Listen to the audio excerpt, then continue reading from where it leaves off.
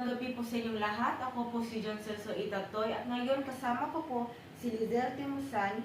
Siya po ay auntie ko. Siya po ay 41.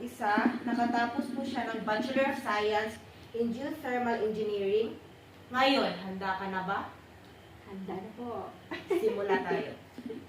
Unang tanong, paano mo may pakita ang paggalang ng magulang nyo? Nung bata kami, tinuruan kami ng mga ilang lolo't lola natin na pag halimbawa, pag gabi, pag sapit ng 6 p.m., kailangan kang magmano and magsabi na magandang gabi sa nakakantanda sa atin. Tapos, pag umaga naman, ganun pa din. At saka, at the same time, at pag mamimit mo yung, or makakasalubong mo yung mga auntie natin, yung nakakatanda natin, kailangan kang kiss sa kanila at mag-greet sa kanila. Ganun. Sige. Ikalawang tanong. Paano mo may pakita ang paggalang sa iyong kapwa? Sa pamamagitan ng pagsabi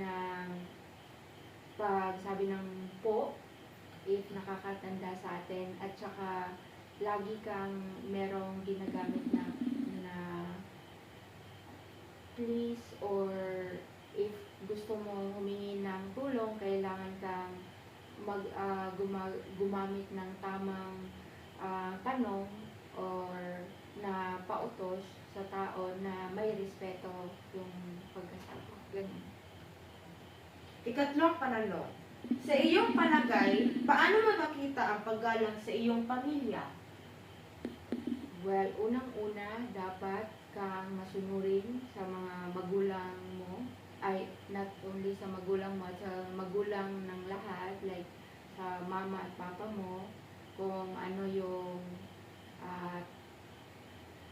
inutos nila sa iyo na alam mo naman na tama, dapat sundin mo yon kasi para naman yan sa kapakanan mo.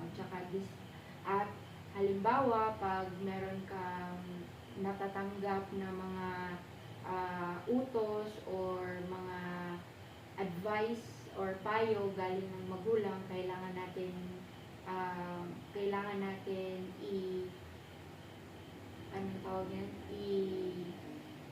i-take or dapat makinig tayo sa mga magulang natin kasi sila yung nakakaalam kung ano yung tama at mali para sa atin. At the same time, kahit alam mong meron kang